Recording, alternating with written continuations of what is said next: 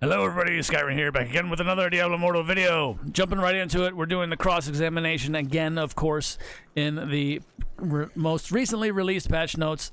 Most of this was already covered before, so we're going to kind of gloss over that. If you want to see anything about that, look at the previous video I have on this stuff.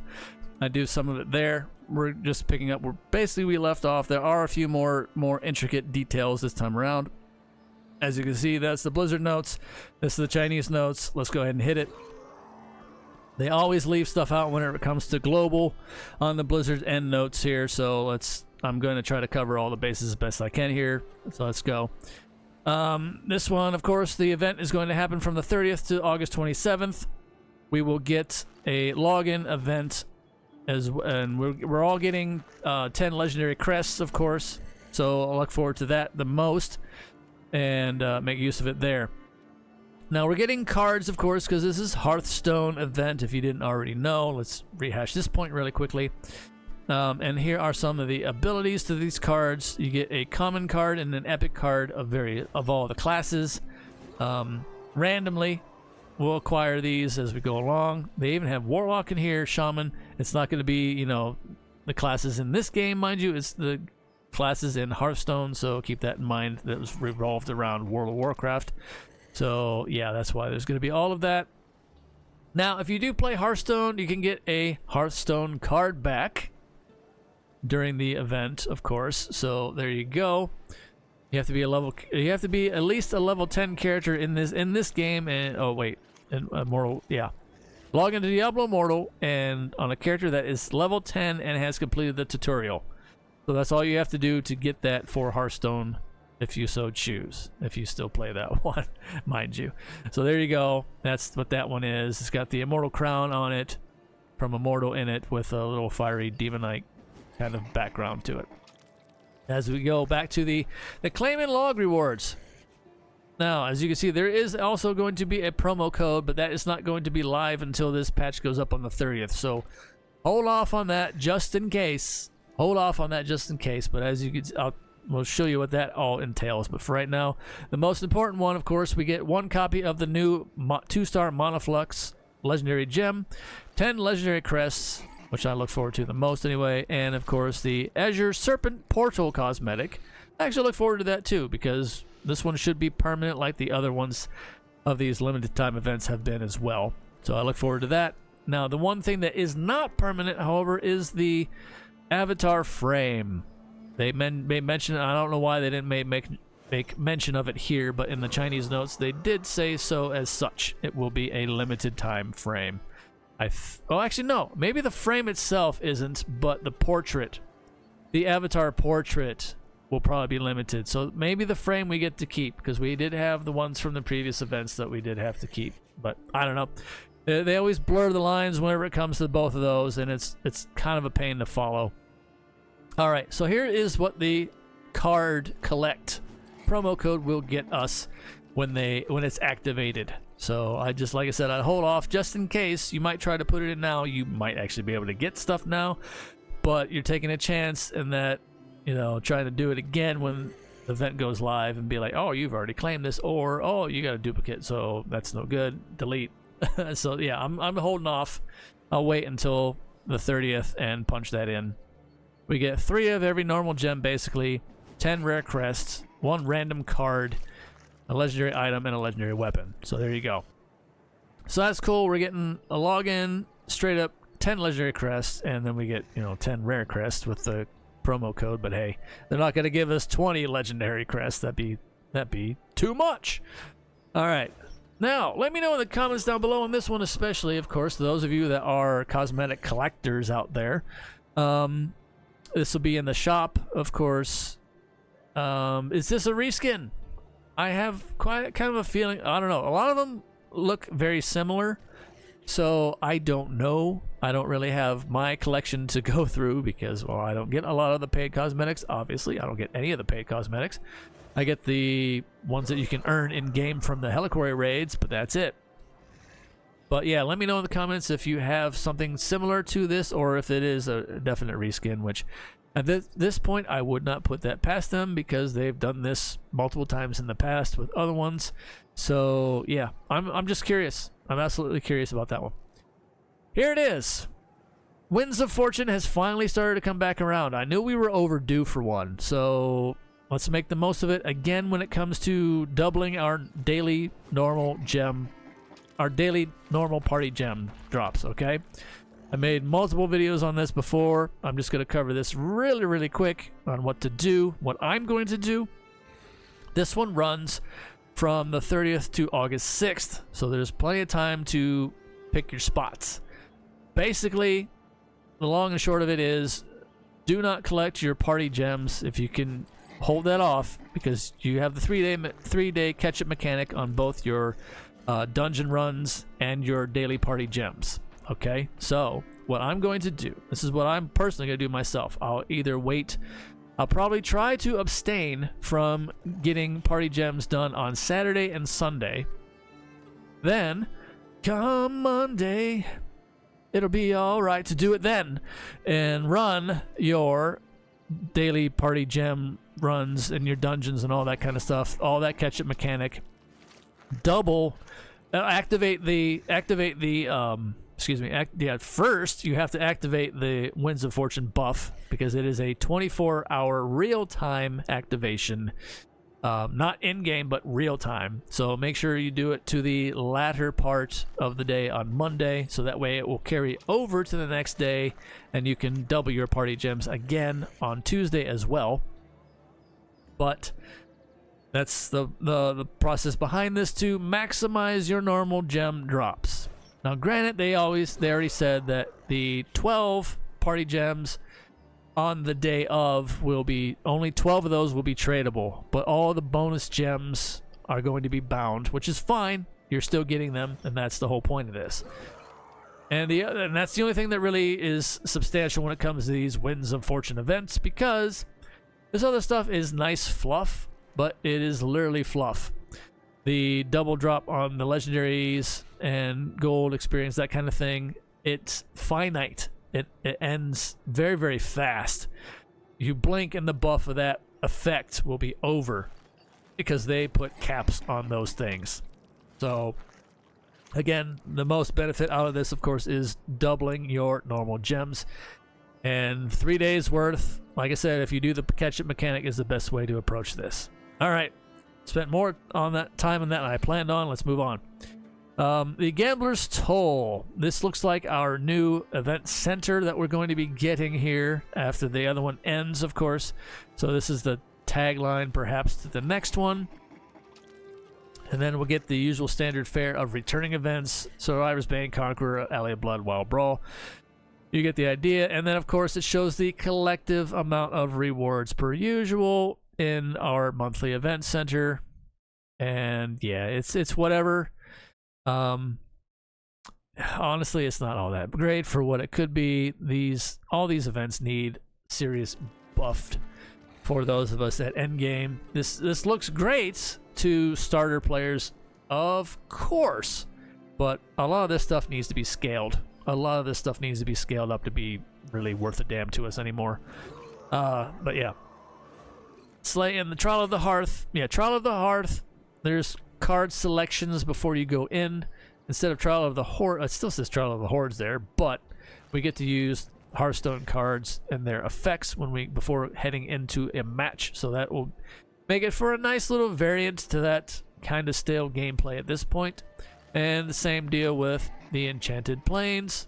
Or Fractured Plain is now called the Enchanted Plains because you can also take your cards into there as well.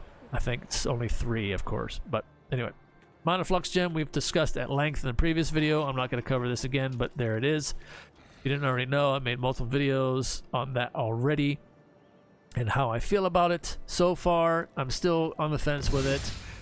I mean, content creators and all that kind of stuff, yeah, but as a free-to-play, it's a bit rough for me to get a whole bunch of these to showcase for you guys to make it worth my while. So on it, I'm just being, completely honest with you that I may or may not be going in on this one, and yeah, I might put my resources towards other things that will be much more, I think, substantial.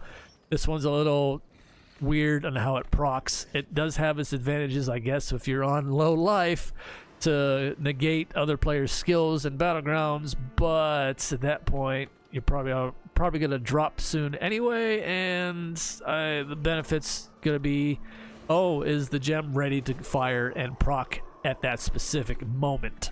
So it's a little too hit or miss to really min-max that effect because it's on a time schedule. It takes 20 seconds to charge up. That's kind of stupid. And this format with what we got with all the dashing around anymore, that's just that's too hit or miss. Anyway, all right, here we go. And then of course the familiar skins that you can get, various methods, and of course these are the paid methods to acquire them, so have at it if you so choose. Phantom Market, we've already discussed this too, same deal there. Buy it if you want it. It goes by if you're male or female class and their appearances. You get both of them, mind you, if you get it off the Phantom Market, but you have to gender change in order to see the other one. So there you go. All right. This one's interesting because this is the Elder Rift gem pool changes. They say they're going to be removing Frozen Heart, Moss Thorn, and Respite Stone from the drop table because they're trying to keep only 16 legendary gems in it. I find that interesting because for whatever reason, you go and look at the Chinese notes. Now, the Chinese notes shows as follows here, which is very, very interesting. I don't know why. And the event time runs from the 30th to September 25th on this one in particular. When they're adding, you can see the 2-star legendary gems that can be selected. Now, this is the banner drop pool event, mind you. So we can still select the ones it looks like per the Netease Chinese notes. So yeah, take that for what we will here. They still list a maximum star level that can be selected here. Phoenix Ashes, Ice Heart. There it is, the Frozen Heart. It's still in their list of selectables. Now, granted, whenever they do and remove some from the drop table, when we get the option to select again, this tends to be where we can pick those ones back in if we want them. So yeah, it's a little bit of back and forth between the two sides. Take it for what you will on that one. It is what it is. It is what it always will be.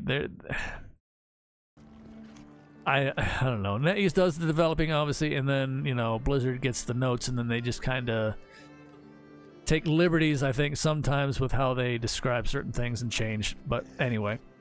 Sorara's Bane is getting more druid skills added to it, which is great. The one was okay as it was at the outset, which I knew that was a quick throw in at the last minute. So now we're getting werewolf and werebear abilities, so that'd be cool for a little bit of mix up in Survivor's Bane. Looking forward to those just to play around with them. Also in Survivor's Bane, getting a reveal function, which if you're below 30% life, it will show you where the closest health pool is to run for, that kind of thing. So that's a nice little whatever.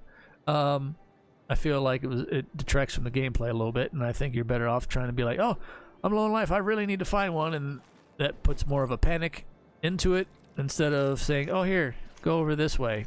But anyway, that's just my take on that one. But this one I like here, though, the most. Additionally, we're reducing the damage of the Countess's Bat Barrage attack. Yay, because that thing's hard enough to see sometimes, especially... I guess on PC, it seems like the bats are kind of hard to see all the time, and sometimes they trail off, and then you're still getting tagged by them. Especially when you go and defeat her. If you're standing close to her when she just did a bat barrage, and you are not standing in between those spins, you, unbeknownst to you, as you're selecting like gear upgrades, you'll end up getting just destroyed by those things sometimes if you don't pay attention. So I'm glad they made that fix. All right, moving down. Paragon Tree unlocks simplification. This one's kind of funny because it's like, well, why are we getting this now? But hey, take it for what it is. One click, one button press, and you unlock an entire tree. So, hooray! But most of us have all the trees unlocked at maximum capacity anyway. We haven't gotten any new trees, so there's that. Unless there's some kind of foreshadowing here that we might be, but I kind of doubt it.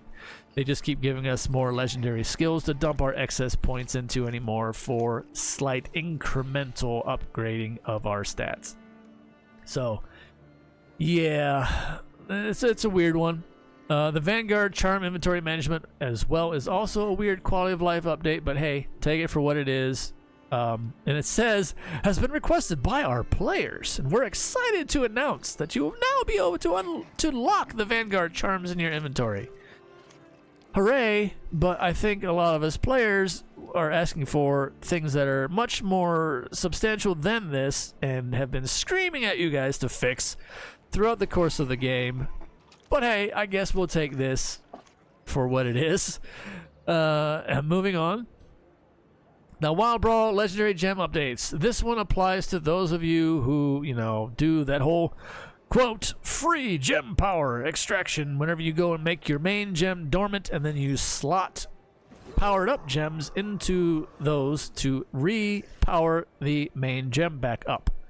I always laugh and I always say, quote, free, because you're reallocating your gem powers you already spent. So it's not entirely free. You might get a little bit of extra in the process of it all, just a little bit, but it's not free. You already went and put forth the gem power to start that whole thing off. But anyway. But yeah, now, when what you did with Wild Brawl, what the problem people were going into was because it gives you, the 6 gear slots for Wild Brawl, and it would go in with those gems being dormant. Even with the gems slotted into them, because it's Wild Brawl, it simplifies it down a bit. So they're fixing that supposedly. We'll wait and see if that works or not for a lot of people that do this. When you go in, your gems should not be dormant, they should be active. So take it for what you will. A nice little. Now this one here I am most looking forward to, though, is the Inferno 4 through 8 combat rating updates. Dropping everything down. So basically, this means a pre-farm is back on the menu, boys. Meat's back on the menu. No, this is exactly what this means. Everybody should be able to get in there, start pre-farming those Wisp and Inferno 8 dungeons. The whales are already doing it. Now everybody across the board will be able to do this. So I'm definitely looking forward to this one. I am slightly under all this time because the game has been giving me nothing but, and I kid you not, in my inventory stash, I have a full tab's worth of triple vitality legendary gear that have slightly better combat rating on them all this up to this point, but I've been getting nothing but fortitude, vitality, willpower, or fortitude, vitality, intelligence, or willpower, vitality. You get the idea. Everything but the main 3 that we all prefer. So yeah, I'm really annoyed by that, really upset by that, and it's been non-stop.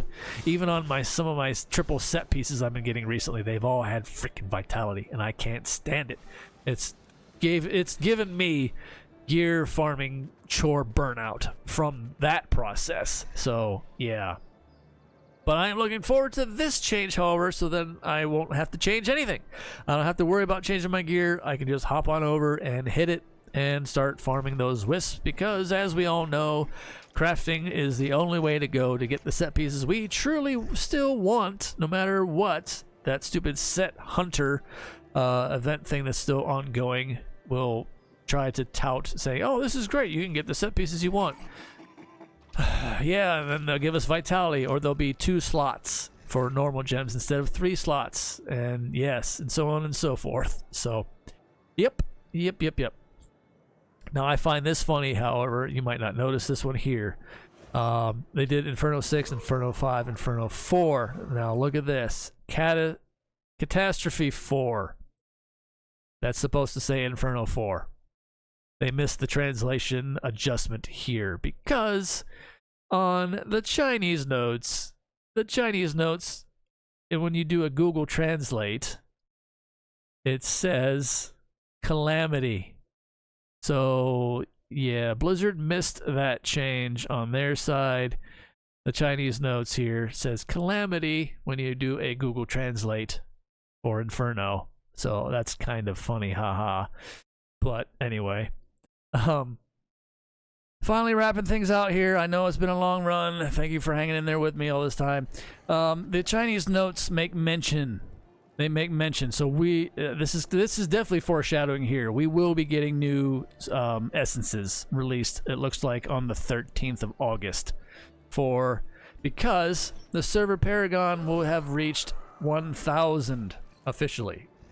And yeah, now what they're making mention of here is the prestige wish points, which is the main wish points, the ones you're currently using and your current difficulty. And now the regular wish points they list here are the legacy. They go in reverse order in this translation, which kind of sucks, because this took a little bit of like double taking on my part here trying to figure this out. Yeah, so when we reach after the server reaches right here, after the server maintenance on August 13th, the legendary essence of Inferno 8 will be added. Okay, so that they're already telling us we're going to be getting new essences, of course, across the board. Hopefully that means Druid will get a little bit more, and then people might be somewhat happy with it this time around. Who knows? A little bit more variety. Who knows? And then, of course, the rest of the classes will get certain ones overpowered, and then other classes will just get a pile of crap again, as per usual. But anyway, will be added, and the wishing mechanism of the new essences will be adjusted. So yeah, basically every time we go and have that happen, we go to the next difficulty up. Our current wish points, our legacy points, will be converted to the legacy. And it sucks because we used to be able to use those points right away, and we would, in the past anyway, we would have, granted in the past we also had a cap to how many we could acquire in a week's time. They removed that cap, but in doing so, they kind of shot us in the foot by doing that method, because whenever we go to the next difficulty, all those points go back down to 0, and you have to reacquire duplicate copies of legendaries all over again in order to start building your point pool back up.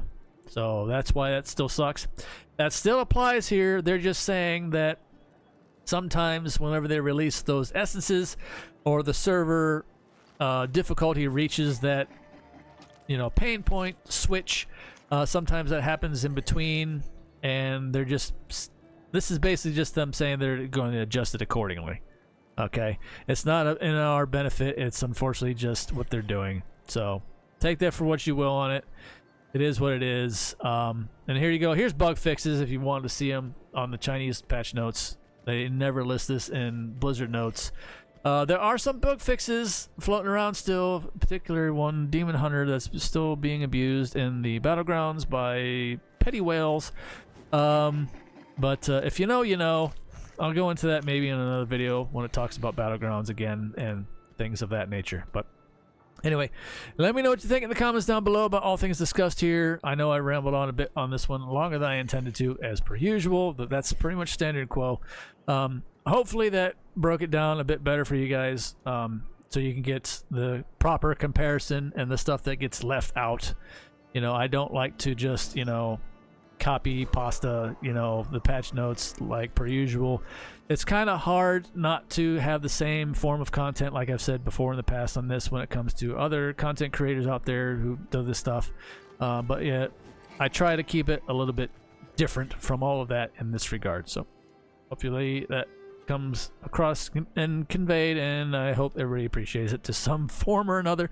But anyway, rambling on, wrapping it up. Take care of yourselves out there, everybody. Stay safe in the real world and fire as always. Take care of yourselves as best you can, one day at a time. It's all we can do. Until next time, see ya.